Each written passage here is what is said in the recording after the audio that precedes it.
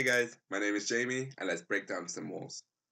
When I first heard of Rise of the Planet of the Apes, I didn't really care, because up until now I still haven't seen the 1968 classic with Charlton Heston, and at the time, all I knew about Planet of the Apes was what I had seen in The Simpsons. Ooh, help me, Dr. Zaius!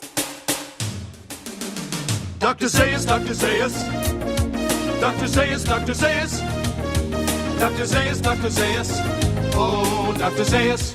Dr. Zaius, Dr. But after having seen both Rise and Dawn, I knew that I was hooked to the franchise, and not just because it was entertaining action, but because it's also a testament of the power of filmmaking and the advances that have been made with both motion and performance capture.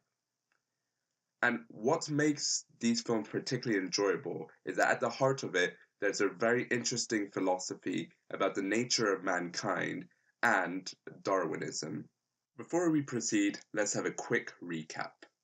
In an attempt to develop a cure for Alzheimer's, Will Rodman's retrovirus drug ultimately fails in its purpose, but has the unexpected result of creating a highly intelligent ape that he calls Caesar. After experiencing both the good and the bad of humanity, Caesar frees a tribe of monkeys and gives them the same drug that he benefited from. By the end of Rise, Caesar manages to find a new home for his tribe, whilst different people get exposed to the retrovirus. Within 10 years, the retrovirus known as simian flu has had pandemic consequences, reducing the human race to a struggle for survival. A group of survivors in San Francisco believe if they can repair a dam in the ape-held territory, this will increase their chances. Caesar grants them access, much to the dismay of Koba, who has suffered greatly at the hands of man. Unable to permit this any further, Koba starts a coup by seemingly killing Caesar and blaming the humans. But Caesar has survived and manages to restore order in his colony by killing Koba. However, by then, the damage has been done and the war for the Planet of the Apes has begun. As is clearly shown by the title, this is a war film.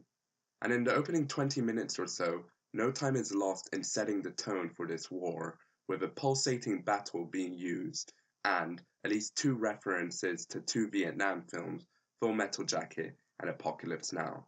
As the plot of the story unfolded, it was clear to see that this film had been inspired by great war film classics such as The Great Escape or The Bridge on the River Kwai.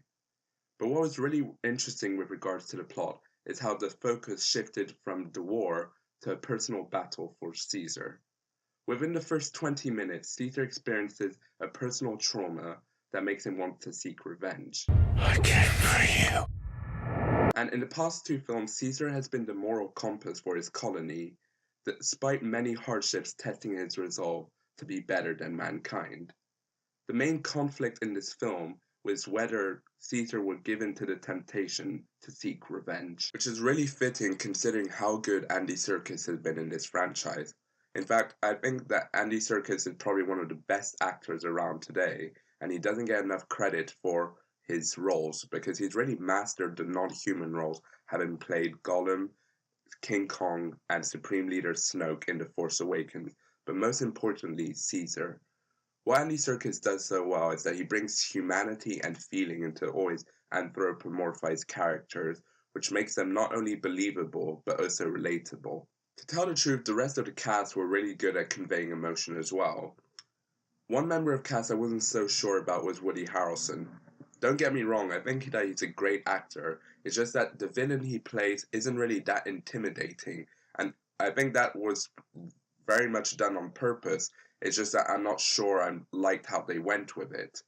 Overall, he is a quite insane character, but he ends up being pitiful rather than scary. As you may or may not know, it was Matt Reeves who directed both Dawn and War for the Planet of the Apes. And he did a really good job in orchestrating two big blockbuster films, because they were the strongest two of the trilogy. And I haven't seen anything else by him, but I found out that he directed a film called Cloverfield in 2008, and that he's going to direct the next Batman with Ben Affleck. And if he handles it as well as he handled the Planet of the Apes films, then I'm sure it'll be the best DC film yet. War for the Planet of the Apes was just as impressive visually as the other films because the cinematography was so great, the visual effects were up to the standard of the previous films, and the locations that were used were very atmospheric and captivating in their rugged beauty. What was really well done in this film was the pacing of it all because it made it that much more effective. As I said earlier, the first 20 minutes were packed with fast-paced action, which really set it up for the great finale that it was. Another thing that was handled really well in this trilogy was the dialogue. When you're making a sci-fi drama, you always run the risk of making something too ridiculous that the audience can't suspend their belief and enjoy the film. And that's probably why my friends don't hold it in the high regard that I do. Now, the mature thing to do would be to allow them to have their own opinions. But am I going to do that? No! But I feel that this risk was averted because of the intelligent use of dialogue.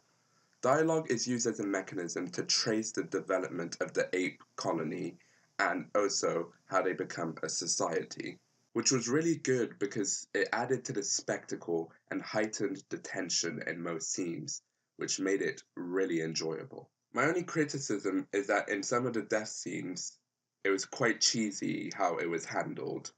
Overall, I think that War for the Planet of the Apes was one of the best films of this year and was a great finale to an awesome trilogy. That's why I'm going to give it an 8.